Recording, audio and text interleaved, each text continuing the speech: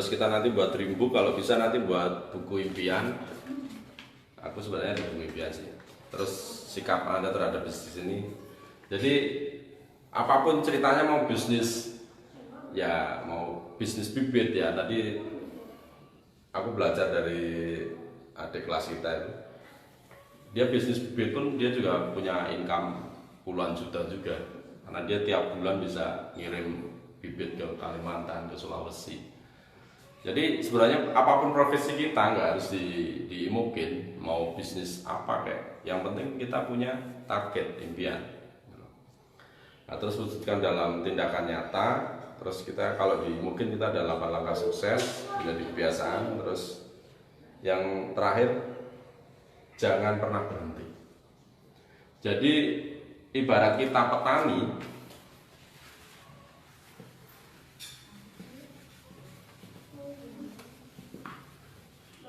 ini filosofi petani. Petani itu kira-kira langsung panen atau dia harus nanam dulu? Dia harus menanam dulu. Bahkan sebelum menanam dia harus bibit dulu. Dia harus siapkan bibit. Terus dia harus siapkan lahan dulu. Langkah kedua, siapkan bibit, lahan. Yang ketiga apa? Nanam. Setelah nanam apa? Ya dia harus mupuk. Yang kelima apa? Menyiangi. Plus mengairi. Baru panen. Kira-kira kalau padi berapa bulan? Padi itu 3 bulan. Jadi kalau kita bisnis baru sehari, 2 hari, sebulan belum dapat hasil, ingat petani. Petani itu sekali nanam padi pun dia, saya yakin minimal kalau luas lahan 1 hektar atau berapa ya, dia minimal 5 juta itu harus keluar. Bahkan mereka tergantung dengan alam gitu. Kalau kita bisnis ya sekarang mungkin kita nggak ada tergantung dengan alam, paling cuma situasi politik aja lah gitu. Jadi kalau kita bisnis belum dapat hasil, ingat petani. Petani itu nggak langsung panen. Saya membangun bisnis saya itu hampir 15 tahun yang lalu. Belajarnya lah ibaratnya. Mungkin baru panen 5 tahun terakhir ini. Tapi itu wajar lah. Nanti tadi pagi saya ngobrol sama ponakan saya, dia kan rencana mengikut saya, baru lulus. Ya, saya ngomong belak-belakan sama dia. Sekarang Omu ini bukan Omu yang 15 atau 20 tahun yang lalu. Omu sekarang lebih keras, lebih disiplin, dan ya mungkin lebih sangat keras lagi. Jadi kalau ikut Omu ya harus siap diomelin gitu. Kenapa? Karena Omu ini adalah pengganti orang tuamu. Kamu sendiri kan manggil aku Pak Lek, Bapak Cilik. Ya mau nggak mau, suka-suka aku juga bapakmu walaupun bapak cilik lah, kecil lah gitu. Jadi kalau mau ikut aku ya ayo, kamu harus belajar disiplin. Kalau kemarin-kemarin bangun jam 8 subuhan nggak pernah, ya kamu harus belajar bangun pagi subuhan. Kalau memang, kenapa sih orang bangun siang ya, karena dia tidur malam. Berarti kalau biar bangun pagi ya tidurnya lebih sore dikit.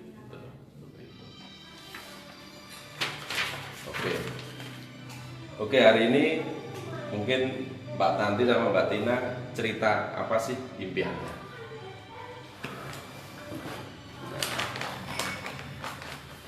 Oke, mungkin dari Mbak Tanti silakan maju. Kita syuting. Impiannya yang jelas aku targetku tuh aku bisa nyekolahke anakku sesuai dengan sekolah yang kami impikan. Karena terus terang suami saya sudah hampir setahun ini dia tidak ada penghasilan, usaha ya nggak kelihatan hasilnya, lama-lama kerja juga. Sekarang lagi keadaan COVID kan, ya usaha itu ya itu target saya harus punya penghasilan sendiri, tidak menggantungkan pada suami.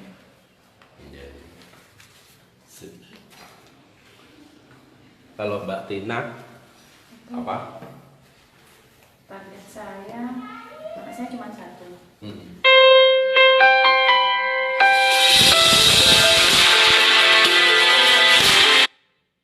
Yuk. Ke depan dia pengen sekolahnya di sastra Jepang UI dan mungkin lanjutlah ke negeri Sakura. Jadi ya sudah harus untuk prepare untuk pundi-pundi untuk dia lah, gitu aja. Tahun 2020 apa yang hajat apa yang harus dituntaskan misalnya? Expander. Iya. Beli expander. Siap. Siap. Tahun berapa? 2020. 2020. Warna? Grey. Plat nomornya? T111N. T1N. Sip. Kalau Pak Tante apa hajat tahun 2020 yang harus dituntaskan? Bangun kos-kosan. Bangun kos-kosan. Berapa pintu? 10 pintu. Di mana? Ya di tempat saya itu mau tak. Oh di tempat. Berapa anggarannya kira-kira? 300 juta. 300 juta ya. Ya. Jadi kalau kita planning apa ya memang harus spesifik. Jadi ya kita tulis kalian gitu. Kayak aku kemarin bangun rumah taruhlah 500 juta ya. Udah memang tak plot ukuran berapa. Jadi memang ibarat kita buat impian itu kayak kita kirim surat, harus jelas. Ya Tuhan kadang nggak ngasih kita apa yang kita impikan karena kita nggak jelas doanya. Yang penting saya bisa hidup bahagia. Ya Tuhan mungkin penafsirannya bahagia, kamu dikasih sepeda Honda udah bahagia ya sudah. Coba kalau kayak Mbak Tina, saya bikin expander warna grey tahun 2020, platnya T11NA itu kan spesifik. Ya. Kemudian mainnya plat nomor nanti pun kita plat nomor sih lebih bocor. Ya. Sama kita berdoa sama Tuhan tuh kayak kita kirim surat. Ya, harus spesifik. Kayak saya target saya 50M ya udah saya kalau berdoa itu setelah sholat cuma 2. Yang pertama saya bersyukur, udah. Yang kedua ya udah target saya 50M, udah itu aja. Makanya saya kalau berdoa awalnya nggak nyampe 5 menit. Gitu. Nggak tahu dari mana pokoknya ada. Yang penting gitu. Yang pertama saya cuma bersyukur, saya nggak pernah ngeluh sama Tuhan Ya. apapun yang Tuhan kasih ke saya. Kita Saya selalu bersyukur. Terima kasih ya Allah, terima kasih ya Allah, terima kasih. Terus yang kedua target saya 50M tak sugesti terus setiap hari. Udah itu aja. Saya nggak minta apa-apa udah itu sama Allah. Kenapa? Karena Allah udah memberi saya lebih lah. Saya udah dikasih tangan, dikasih mata. Bayangin kalau Mbak Tanti jarinya tak potong satu tak kasih 50 juta mau nggak?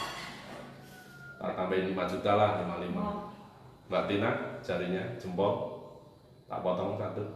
Ya, itulah harta kita. Bayangin kalau harta kita satu jari 50 juta ini 10 ini berarti 500 juta ini harta Allah. Jadi kalau ada orang yang mengeluh kita nggak punya apa-apa, inilah harta kita ini.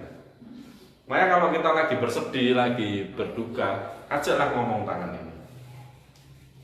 Tangan, ya ajak aja. Terima kasih kamu udah bantu saya selama ini. Nah, iya, ucapkan terima kasih. Karena kadang kita itu merasa seorang diri di dunia ini, merasa kita yang paling miskin atau paling menderita. Kenapa? Karena kita nggak bersyukur dengan apa yang kita punya. Jadi kalau saya udah mulai belajar tiap hari selalu bersyukur, ngajak ngobrol. Makanya di Al-Quran pun disebutkan suatu saat kita dihisab semuanya akan berbicara, tangan, kaki, jantung, mata. Ya sama. Sekarang pun sebelum kita dihisab ya kita cobalah diskusi sama mereka. Seperti itu tekniknya. Oke lanjut. Terus apa sih yang harus kita lakukan ya? Kita harus punya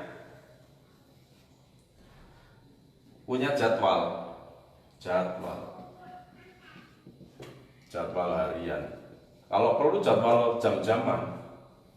Ini jam, ini hari Senin, Selasa, Rabu, Kamis, Jumat, Sabtu, Minggu.